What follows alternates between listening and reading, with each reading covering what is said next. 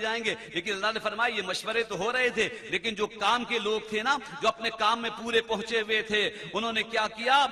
انہوں نے قال الذین غلبوا علی امرہم لنتخذن علیہم مسجدا، لیکن جو اپنے کام میں پورے پہنچے ہوئے تھے انہوں نے کہا ہم ضرور بالضرور اس کے اوپر مسجد بنائیں گے، قبر کے اوپر مسجد بنائیں گے۔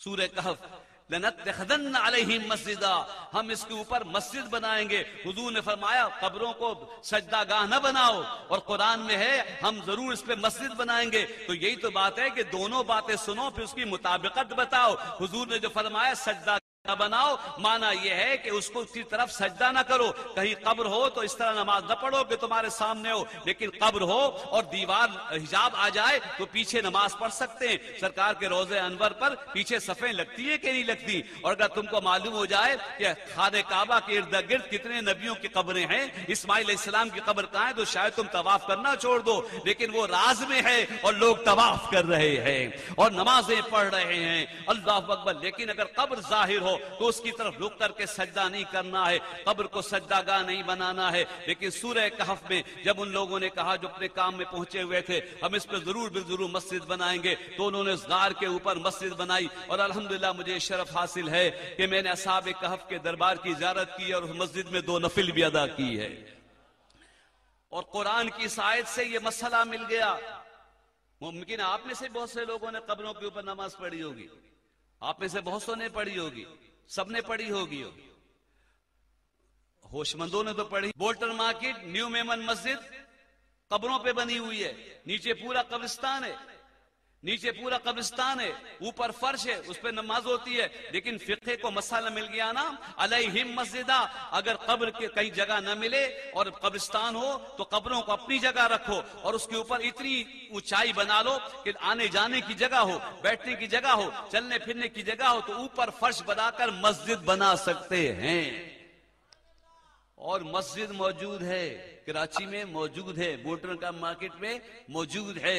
اللہ، تو یہ دونوں باتیں حضور صلی اللہ علیہ وسلم نے فرمایا قبروں پہ عمارت نہ بناؤ، قبروں پہ عمارت نہ بناؤ، قبروں پہ عمارت نہ بناؤ۔ اللہ اکبر۔ اور پھر روضہ پاک حجرے میں ہے، چلو سرکار کا تو اپنا مقام ہے، لیکن سیدہ صدیق اکبر اسی عمارت میں آرام فرما ہوئے، فاروق اعظم اسی عمارت میں آرام فرما ہوئے، بقی شریف میں اللہ اکبر سب سے پہلے خاتون جنت بی بی فاطمہ تشریف لے گئی، اللہ اکبر، تو ان کے لیے قبہ بنایا گیا۔ امام حسن تشریف لے گئے تو 1 سال تک ان کی اہلیہ خیمہ لگا کر وہاں اللہ اکبر متمکن رہی، اللہ اللہ ذکر کرتی رہی۔ تو یہ لوگ جو بقی کی قبریں آج توڑ رہے ہیں اور کہتے ہیں قبروں کو نہیں بنانا چاہیے، قبروں کو توڑنا چاہیے، تو جو یہ قبریں توڑ رہے ہیں 100-200 سال سے جو تبلیغ ہو رہی ہے، کیا یہی قرآن و حدیث پڑھے ہوئے ہیں؟ یا 1300 سال سے جو قبریں بنا رہے تھے وہ بھی قرآن و حدیث پڑھے ہوئے تھے؟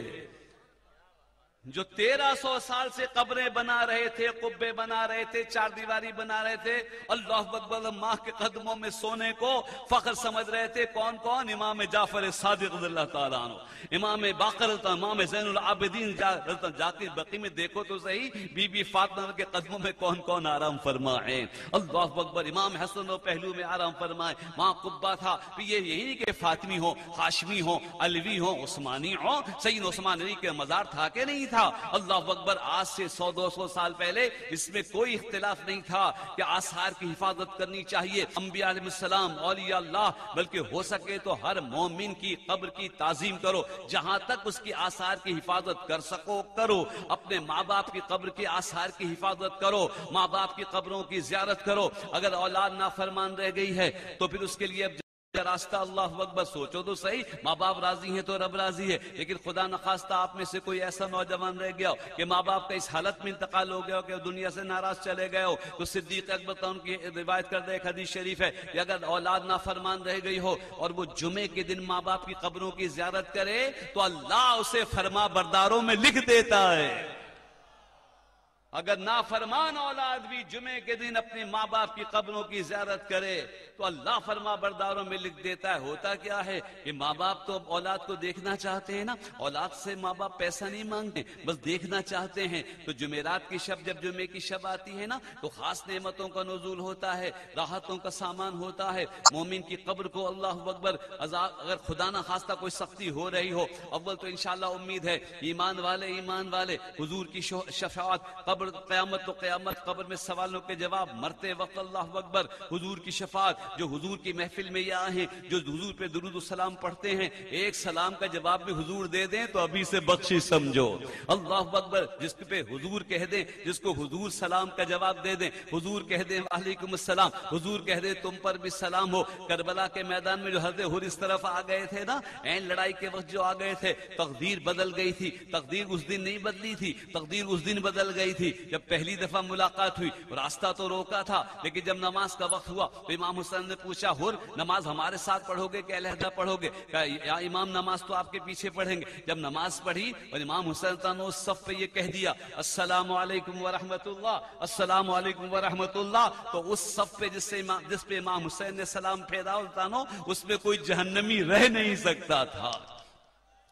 اس صف میں کوئی جہنمی ہو نہیں سکتا تھا جس پہ امام علی مقام نے کہا ہو کہ تم پر سلام ہو۔ اسی لیے ہم کہتے ہیں اولیاء اللہ کی زیارت کرو، ہو سکے تو ان کے پیچھے ایک نماز پڑھ لو، ان کا سلام لے لو، ان کا سلام لے لو۔ اللہ اکبر، اللہ اکبر، دعا سے تقدیر بدلتی ہے۔ بھائی دعا کرو، بھائی دعا کرو، بھائی میرے لیے دعا کیجئے۔ ہاں، کیونکہ سرکار کی حدیث شریف ہے نا، الدعاء رد القضاء، الدعاء رد القضاء، دعا سے تقدیر بدلتی ہے۔ تو میری دعا سے تقدیر بدلے گی کہ غوث اعظم کی دعا سے تقدیر بدلے گی؟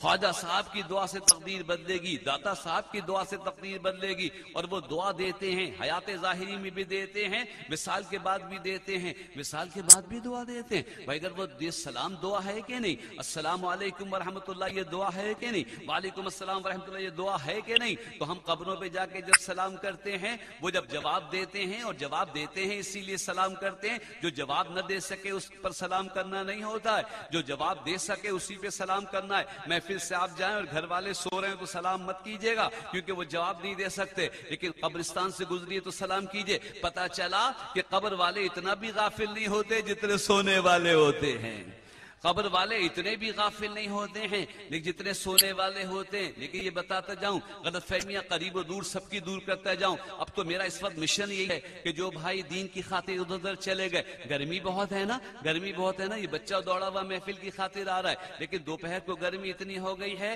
کہ شربت والے، آئس کریم والے آ رہے ہیں، گھنٹیاں بج رہی ہیں۔ اب بچے کو پیاس لگی، اس نے ابا سے کہا ابا ایک 10 روپے دی، اماں 10 روپے دیجیے گا، 10 روپے لیے گیا دوڑا ہوا آئس کریم لینے کے لیے۔ پیاس بھی سچی ہے، 10 کا نوٹ بھی سچا ہے، لیکن آئس کریم والے نے کیا شربت میں لایا وہ آئس کریم والا جانے۔ اسی لیے طرح دین کی سچی پیاس لگی، مسلمانوں نے وقت دیا۔ اللہ رسول کے نام پہ وقت نہیں دو گے، قرآن کے نام پہ وقت نہیں دو گے، مسلمانوں نکلو دین کی خاطر۔ مسلمان سچی پیاس لے کر دین کے نکل پڑا، لیکن جس نے بٹھایا درس میں اس نے وہاں کیا پڑھایا اس کا وہ ذمہ دار ہے، وہ ذمہ دار ہے۔ یہی پڑھاتا رہا 50 سال کہ دیکھو یہ بڑا شرک ہو گیا ہے، ہمارے ہاں شرک بہت پھیل گیا ہے، یہ میلاد کی محفلیں جس چیز سے روکنا چاہا بس یہ کہہ دیا سادہ مسلمان ہے نا، بہت گناہگار ہیں، لیکن اور شرک بہت بڑا ظلم ہے، تو جس کسی چیز کو بھی شرک کوئی کہہ دے گا، کوئی مولوی سمجھا دے گا دیکھو یہ شرک ہے، تو مسلمان اس کام سے رکھ دے گا، رک جائے گا۔ میں ایک قوم کا نام نہیں لینا چاہتا، ایک زبان بولنے والوں کا نام نہیں لینا چاہتا، خضر بھائی واقف ہیں، ان میں پہلے اولیاء اللہ بہت ہوتے تھے، میں بھی آج کل بہت آ رہا ہوں جا رہا ہوں، انشاءاللہ تعالی لوٹیں گے، وہ سب لوگ لوٹیں گے۔ اب ہم سے پوچھ رہے ہیں کہ ہم تو وہی تھے، انہوں نے اس طرف کر دیا۔ حمزہ بھائی اصل حقیقت کیا ہے؟ تو ہم یہ کہہ رہے ہیں اصل حقیقت وہی ہے جو آج سے 100 سال پہلے تھی، دین تو وہی ہے جو 1400 سال پہلے سے آیا ہے۔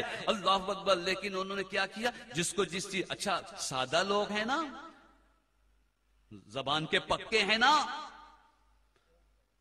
دھن کے پکے ہیں، تو کئی مرید ہوئے، مرشد ثانی کے یہاں ہوئے، پیر بابا کے یہاں ہوئے، گگر شریف ہوئے، مرید ہو گئے، مرشد نے کہا جاؤ اللہ اللہ کرو، ذکر کرو، لا الہ الا اللہ ذکر کرو، 1.25 لاکھ پہاڑوں میں بیٹھ جاؤ، تو پھر وہ بیٹھ گئے، چلا پورا کر نکلے تو سراپا نور ہو کے نکلے۔ کام کے پکے تھے، قول کے سچے تھے، مرشد نے کہا جاؤ لا الہ الا اللہ، لا الہ الا اللہ، انہوں نے ہماری طرح نہیں پوچھا کیا یہی سب کچھ ہے؟ لا الہ الا اللہ، لا یہی ذکر سب کچھ ہے؟ وہ سمجھ گئے مرشد نے کہا ہے تو یہی سب کچھ ہے، یہی سب کچھ ہے، خدا کی قسم یہی سب کچھ ہے، لا الہ الا اللہ۔ حضور نے کیا نبوت فرمایا کہ قولوا لا الہ الا اللہ، حضور صلی اللہ علیہ وسلم کے زمانے